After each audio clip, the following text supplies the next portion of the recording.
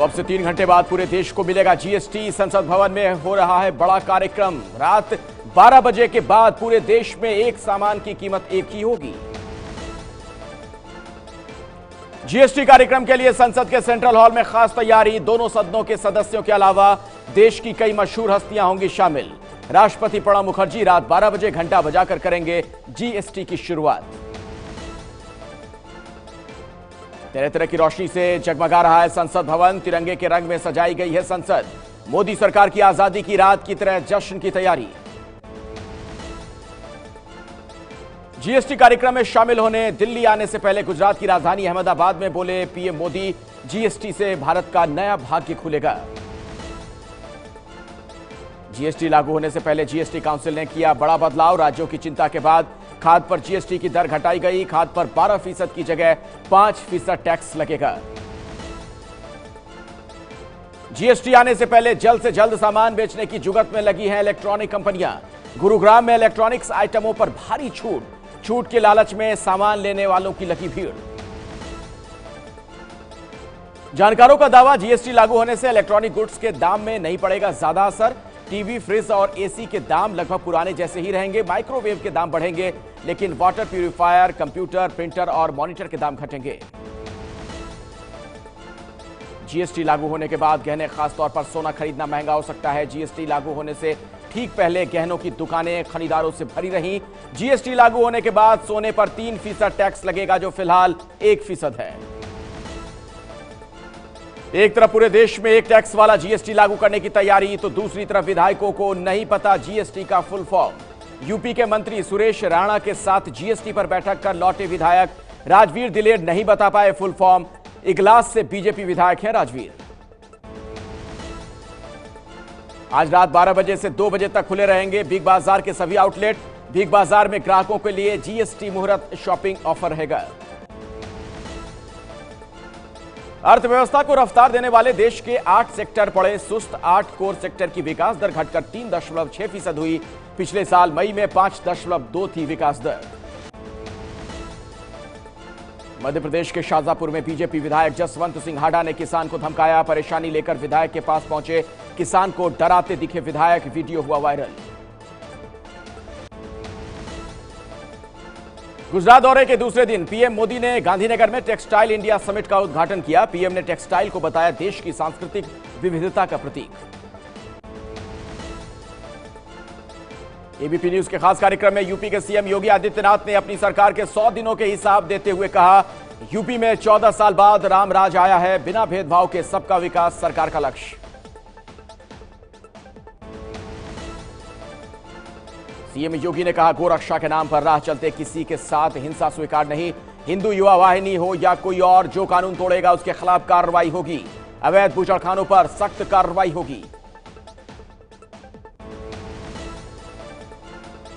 CM योगी ने कहा, हमारी सरकार ने पहले 100 दिन में खनन, वन और भूमाफिया पर लगाम लगाई। पहले 12-14 सालों से अपराधियों का बोलबाला था। एफआईआर दर्ज नहीं होती थी। अब हर घटना पर तुरंत कार्रवाई होती है।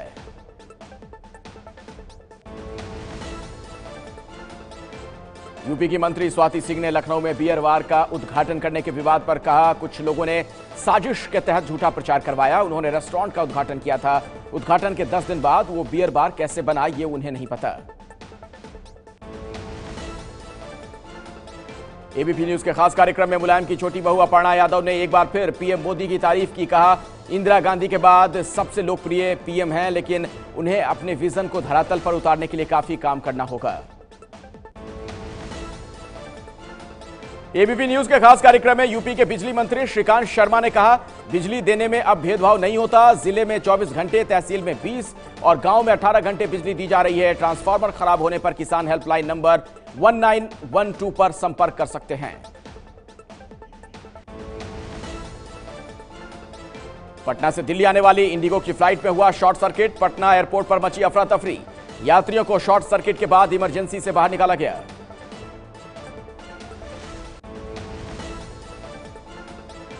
अलग गोरखालैंड की मांग को लेकर दार्जिलिंग में आज 22वें दिन भी बंद जारी। दार्जिलिंग में 2 पुलिस वालों पर अज्ञात लोगों ने किया हमला।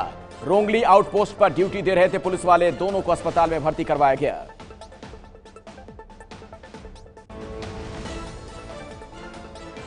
पश्चिम बंगाल के सिलीगुड़ी में स्थानीय लोगों ने निकाला शांति मार्च। अलग गोरखालैंड की मांग के खिलाफ सड़कों पर निकले लोग। सिक्किम से लगे भूटान के डोकलाम इलाके में सड़क बनाने को लेकर चीन से भारत ने जताया कड़ा ऐतराज। भारत ने कहा आपसी समझौते का सम्मान करे चीन। चीन ने चेतावनी देते हुए कहा इतिहास से सबक ले भारत। दिल्ली के रोहिणी इलाके में आम आदमी पार्टी विधायक महेंद्र गोयल ने प्लम्बर को मारा थप्पड़। विधायक का आरोप सरकारी दफ्तर में दलाली करता था प्लम्बर। लोगों ने विधायक से की थी शिकायत। आम आदमी पार्टी विधायक सौरभ भारद्वाज का आरोप दिल्ली में नालियों की सफाई न होने की वजह से भर रहा है पानी। सिर्फ कागजों पर हो रही है नालियों की सफाई। बोले पीडब्ल्यूडी एमसीडी पर और एमसीडी पीडब्ल्यूडी पर लगाती है आरोप। पीडब्ल्यूडी सचिव को हटाने की मांग। केंद्रीय शहरी विकास मंत्री वेंकैया नायडू ने दिल्ली में घर देने की नई स्कीम लॉन्च की। डीडीए ड्रॉ के जरिए बांटेगा 12,000 नए फ्लैट्स। 11 अगस्त तक कर सकते हैं आवेदन। रोहिणी, द्वारिका, नरेला, पीतमपुरा में बने घर ड्रॉ के जरिए मिलेंगे। जानी मानी एयरलाइंस कंपनी सिंगापुर एयरलाइंस ने मुंबई से सिंगापुर की रोजाना फ्लाइट शुरू की। 22,000 होगा एक तरफ का टिकट।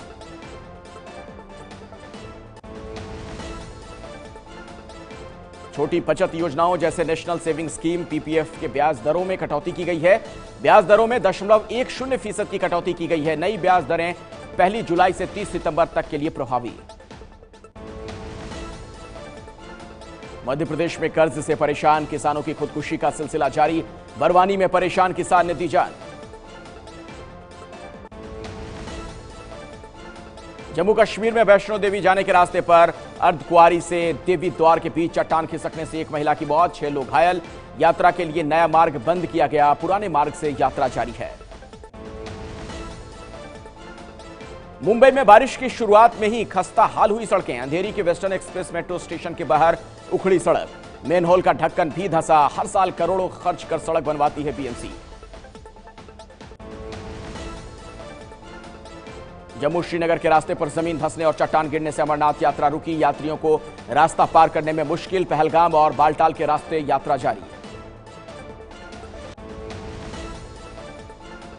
गुजरात के गिर के जंगल से गांव में घुसे 12 शेर। गर्भवती महिला को अस्पताल ले जा रही सरकारी एम्बुलेंस को घेरा। फंसे रहने की वजह से एम्बुलेंस में ही करानी पड़ी डिलीवरी। अंडर 19 क्रिकेट टीम के कोच बने रहेंगे राहुल द्रविड़। बीसीसीआई ने कहा अगले 2 साल तक इंडिया ए के कोच की जिम्मेदारी भी द्रविड़ ही संभालेंगे।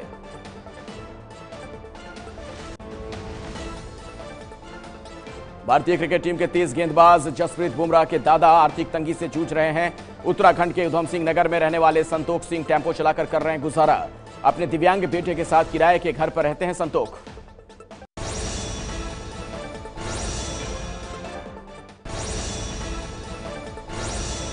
ये है एबीपी न्यूज, आपको रखे आगे।